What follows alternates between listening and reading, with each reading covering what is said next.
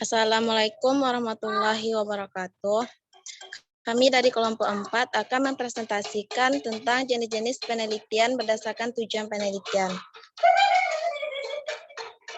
Lanjut, Nek.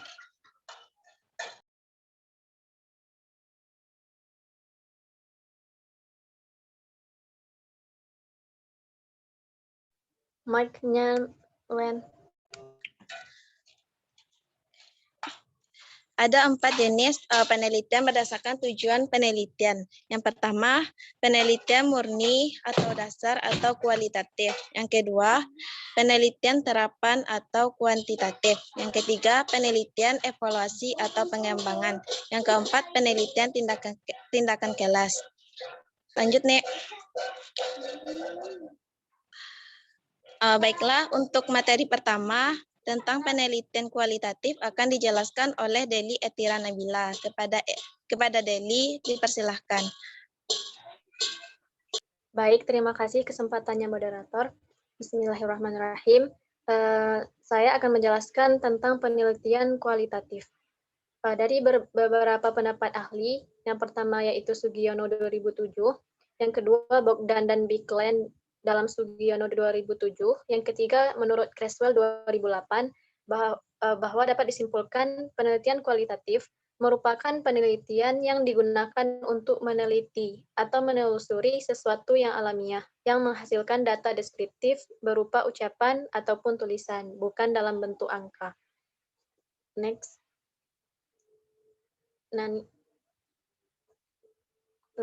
Next. Tujuan penelitian kualitatif. Penelitian kualitatif bertujuan mempertahankan bentuk dan isi perilaku manusia dan menganalisis kualitas-kualitasnya, alih-alih mengubahnya menjadi entitas-entitas kuantitatif. Next, Nani. Ciri-ciri penelitian kualitatif. Untuk mengetahui perbedaan tersebut, ada 15 ciri penelitian kualitatif. Yang pertama yaitu dalam penelitian kualitatif, data dikumpulkan dalam kondisi yang asli atau alamiah. Yang kedua, peneliti sebagai alat penelitian, artinya peneliti sebagai alat utama pengumpul data berdasarkan pengamatan dan wawancara. Yang ketiga, dalam penelitian kualitatif diusahakan pengumpulan data secara deskriptif, yang kemudian ditulis dalam laporan. Data yang diperoleh dari penelitian ini berupa kata-kata, gambar, dan bukan angka. Yang keempat, penelitian kualitatif lebih mementingkan proses daripada hasil dan akibat dari berbagai variabel yang saling mempengaruhi. Yang kelima, latar belakang tingkah laku atau perbuatan dicari maknanya. Yang keenam, dalam penelitian kualitatif digunakan metode triangulasi yang dilakukan secara ekstensif di metode maupun triangulasi sumber data. Yang ketujuh, subjek yang diteliti berkedudukan sama dengan peneliti. Jadi tidak sebagai objek atau lebih rendah kedudukannya. Yang kedelapan, mengutamakan perspektif emik. Yang kesembilan, verifikasi. Penerapan metode ini antara lain melalui kasus yang bertentangan dan negatif. Yang ke-10, pengambilan sampel secara purposif. Metode kualitatif menggunakan sampel yang sedikit dan dipilih menurut tujuan penelitian. Yang selanjutnya, mengadakan analisis sejak awal penelitian. Data yang diperoleh langsung dianalisa, dilanjutkan dengan pencarian data lagi dan dianalisis. Demikian seterusnya sampai dianggap mencapai hasil yang memadai. Seterusnya, teori bersifat dari dasar. Dengan data yang diperoleh dari penelitian di lapangan dapat dirumuskan kesimpulan ataupun teori. Next, Nani. Dan jenis-jenis penelitian kualitatif menurut Subadi 2006 dapat kita lihat. Yang pertama ada fenomenologi, yang kedua ada etnografi, yang ketiga ada etnometodologi, yang keempat ada studi kasus. Next. Yang kelima ada penelitian grounded, yang keenam ada studi life history, yang ketujuh ada studi hermeneutika, yang ke-8 ada studi analisis isi. Next one. Teknik pengumpulan data kualitatif. Yang pertama yaitu observasi. Observasi yang dilakukan dalam penelitian ini adalah pengamatan. Pengamatan dilakukan dengan dengan cara partisipan observation terhadap remaja perempuan yang mengadakan media komunikasi untuk mencari informasi kesehatan. Yang selanjutnya wawancara. Wawancara dilakukan untuk mengetahui, untuk melengkapi data, dan upaya memperoleh data yang akurat dan sumber data yang tepat. Yang selanjutnya yaitu studi dokumentasi. Studi dokumentasi dalam penelitian ini diperlukan untuk mempertajam analisis penelitian yang berkaitan dengan penggunaan media komunikasi remaja perempuan dalam mencari informasi kesehatan. Selanjutnya,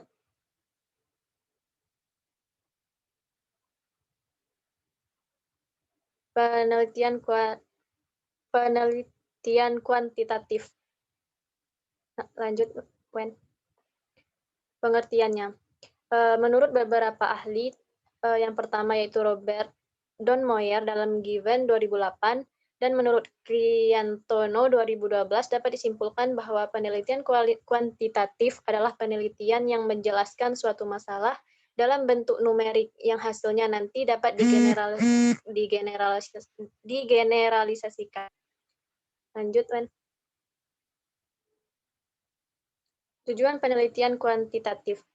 Penelitian kuantitatif ini bertujuan untuk mengembangkan model matematis, di mana penelitian ini tidak sekedar menggunakan teori yang diambil dari kajian literatur atau teori saja, tetapi juga penting sekali untuk membangun hipotesis yang memiliki keterhubungan dengan fenomena alam yang akan diteliti. Lanjut, Ben.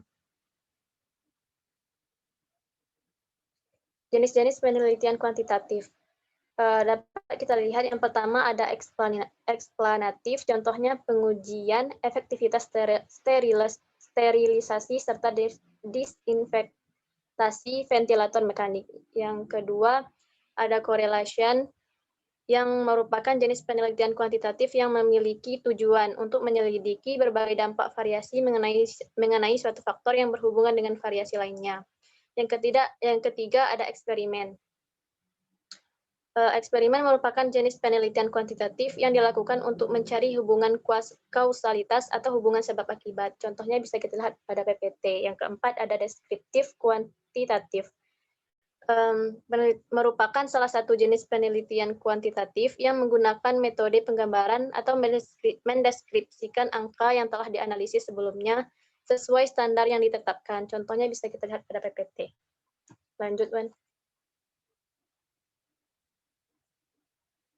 Yang kelima ada komparatif, yang merupakan jenis penelitian kuantitatif yang ditujukan untuk membandingkan antara dua gejala atau lebih. Contohnya bisa kita lihat pada PPT. Yang keenam ada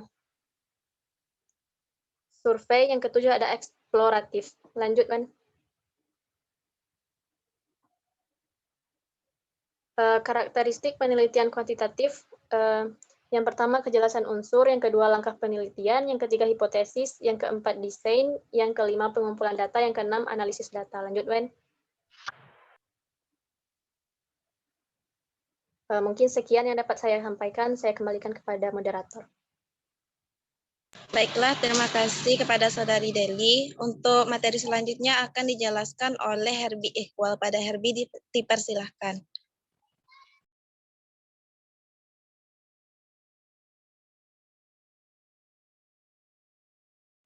Baiklah, mungkin karena Herbie terkendala jaringan, baiklah akan saya sampaikan materi tentang penelitian evaluasi atau pengembangan.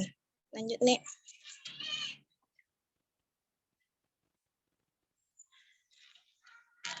Pengertian penelitian evaluasi, ada beberapa pendapat ahli. Yang pertama, menurut Purwanto di dalam Sukma Dinata tahun 2019. Yang kedua, menurut Adikunto dalam Sukma Dinata tahun 2019.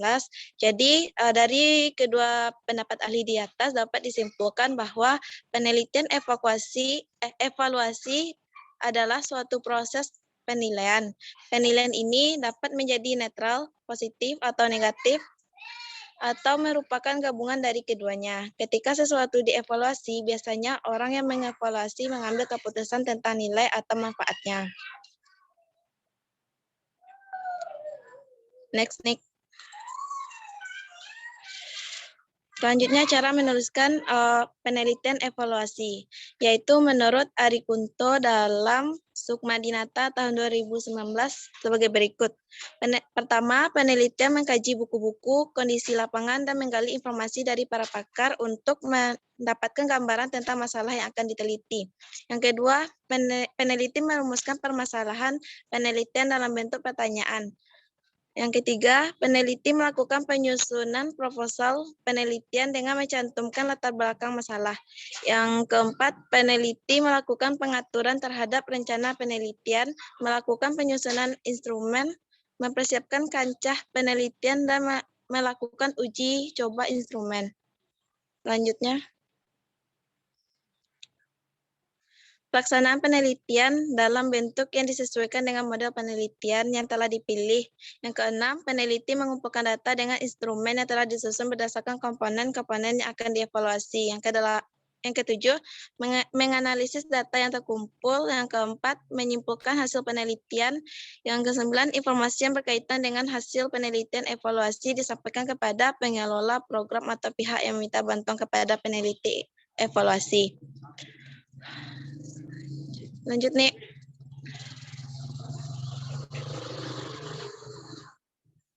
Baiklah, mungkin itu tentang penelitian evaluasi. Untuk materi selanjutnya akan dijelaskan oleh Navita Saputri. Kepada Navita dipersilahkan.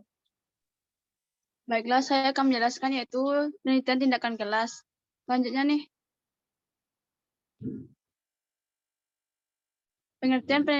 Pengertian penelitian tindakan kelas alias PTK yaitu yang pertama menurut Widayati 2008, yang kedua yaitu menurut Sukanti 2008. Jadi kesimpulannya yaitu PTK adalah suatu langkah nyata yang dilakukan oleh guru dalam memperbaiki kualitas pembelajaran yang dilaksanakan. Permasalahan guru yang dihadapi guru sangat beragam dalam kegiatan belajar mengajar. Permasalahan harus dicarikan upaya pemecahan dalam penelitian tindakan kelas sehingga kegiatan belajar mengajar dapat berjalan secara efektif. Lanjut nih. Selanjutnya itu manfaat PTK menurut Widayati A2 tahun 2008 yaitu yang pertama menghasilkan laporan PTK yang dapat dijadikan bahan panduan guru untuk meningkatkan mutu pembelajaran. Selanjutnya yaitu menumbuh kembangkan kebiasaan belajar dan atau tradisi meneliti dan menulis artikel ilmiah di kalangan guru. Yang ketiga yaitu mampu mewujudkan kerjasama, kolaborasi dan atau sinergi antara guru dalam satu sekolah atau bekerja sekolah untuk bersama-sama memecahkan masalah pembelajaran dan meningkatkan mutu pembelajaran. Yang keempat yaitu mampu meningkatkan kemampuan guru dalam menjabarkan kurikulum atau program pembelajaran sesuai dengan tuntunan dan konteks lokal sekolah kelas. Selanjutnya itu dapat memupuk dan meningkatkan keterlibatan, kegairahan, ketertarikan, kenyamanan, kesenangan siswa dalam mengikuti proses pembelajaran di kelas. Selanjutnya itu dapat mendorong terwujudnya proses pembelajaran yang menarik, menantang, nyaman, menyenangkan, dan melibatkan siswa karena strategi, metode, teknik, dan atau media yang digunakan dalam pembelajaran demikian bervariasi dan dipilih secara sungguh-sungguh. Selanjutnya, tujuan PTK menurut Widayanti 2008 yang pertama yaitu memperbaiki dan meningkatkan mutu praktik dan pembelajaran yang dilaksanakan guru demi tercapainya tujuan pembelajaran. Yang kedua yaitu memperbaiki dan meningkatkan kinerja pembelajaran yang dilaksanakan oleh guru. Yang ketiga mengidentifikasi, menemukan solusi dan mengatasi masalah pembelajaran di kelas atau agar pembelajaran bermutu. Yang keempat yaitu meningkatkan dan memperkuat kemampuan guru dalam memecahkan masalah-masalah pembelajaran dan membuat keputusan yang tepat bagi siswa dan kelas diajarnya.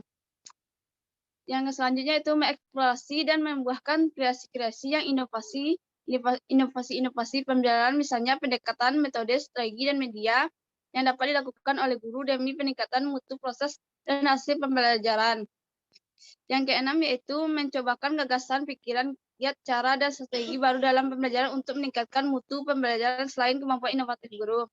Selanjutnya, mengeksplorasi pembelajaran yang selalu berwawasan atau berbasis penelitian agar pembelajaran dapat bertumpu pada realitas empiris kelas, bukan semata-mata bertumpu pada kesan umum atau asumsi. Baiklah, saya kembalikan kepada moderator. Baiklah, terima kasih kepada Saudari Navita. Mungkin sekian hasil diskusi dari kelompok kami. Untuk sesi selanjutnya yaitu sesi tanya jawab kepada teman-teman yang ingin bertanya dipersilahkan. Izin bertanya, moderator. Baiklah, kepada Nana. Baiklah, terima kasih kepada moderator. Saya Nana Mesa Putri dengan NIM 19129043 izin bertanya, yaitu bagaimana contoh dari judul skripsi yang menggunakan penelitian murni. Lalu, mengapa dalam skripsi tersebut menggunakan penelitian murni tersebut? Itu pertanyaan dari saya kembalikan kepada moderator. Baik, terima kasih kepada Saudari Nana yang telah memberikan pertanyaan. Apakah teman-teman masih ada yang ingin bertanya? Izin bertanya, moderator. Baiklah, kepada Saudari Pina dipersilahkan. Sebelumnya, apakah suara saya terdengar, moderator? Terdengar. Baiklah, saya Niska dari kelompok 2 dengan NIM 19129224 ingin bertanya kepada kelompok penyaji. Jelaskanlah bagaimana teknik pengumpulan data dalam penelitian kuantitatif. Sekian, terima kasih. Baiklah, terima kasih Saudari Pina telah memberikan pertanyaan. Untuk pertanyaan pertama yaitu dari Nana Mesa Putri akan saya jawab sendiri. Pertanyaannya yaitu bagaimana contoh judul skripsi yang menggunakan penelitian murni, lalu mengapa dalam skripsi tersebut digunakan penelitian murni tersebut. Contoh judul skripsinya yaitu kedisiplinan belajar siswa kelas 5 SD Negeri 1 Parangtritis, yaitu dari sumbernya itu dari Anggraini tahun 2014. Alasannya yaitu skripsi ini menggunakan pendekatan kualitatif. Sebelum itu, penelitian kualitatif itu atau penelitian murni merupakan penelitian yang menggunakan analisis atau penggambaran temuan lapangan yang naturalistik atau apa adanya sesuai dengan kondisi di lapangan. Tujuannya yaitu untuk menggambarkan atau mengungkapkan suatu fenomena yang terjadi di lapangan.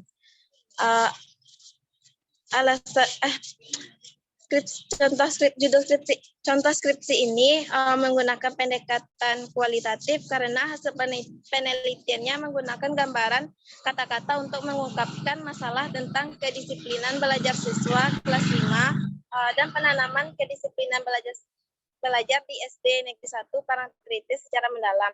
Jadi penelitian ini dalam bentuk gambaran kata-kata, bukan dalam bentuk angka. Tujuan dari penelitian ini adalah untuk memperoleh informasi mengenai faktor-faktor penyebab pelanggaran kedisiplinan belajar siswa, penanaman kedisiplinan, serta kendala yang dihadapi, teknik pengumpulan data, observasi, wawancara, dan dokumentasi. Sekian jawaban dari saya. Apakah teman-teman ada yang ingin menambahkan jawaban? Jika tidak ada, apakah Saudari Nana sudah paham dengan jawaban yang kelompok kami berikan? Terima kasih kelompok penyaji, saya sudah paham dengan jawabannya. Terima kasih. Baiklah, untuk pertanyaan selanjutnya akan dijawab oleh Deli. Kepada Deli dipersilahkan. Baiklah, saya akan menjawab pertanyaan dari Fitrina Yunika.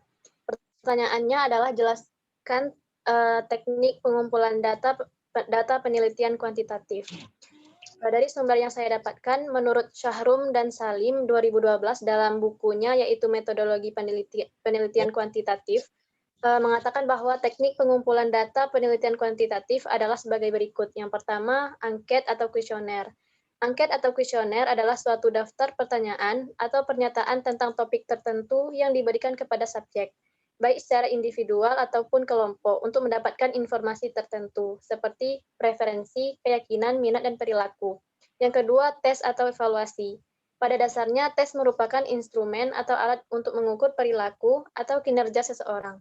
Alat ukur tersebut berupa serangkaian pertanyaan yang diajukan kepada masing-masing subjek. Yang ketiga, dokumenter. Dokumenter adalah catatan tertulis tentang berbagai kegiatan pada waktu yang lalu. Semua dokumen yang berhubungan dengan penelitian yang bersangkutan perlu dicatat sebagai sumber informasi. Sekian jawaban dari saya kembalikan kepada moderator. Baiklah, mungkin sekian presentasi dari kelompok 4. Apabila terdapat kesalahan, mohon dimaafkan. Dan saya akhiri dengan Assalamualaikum warahmatullahi wabarakatuh. Waalaikumsalam warahmatullahi wabarakatuh.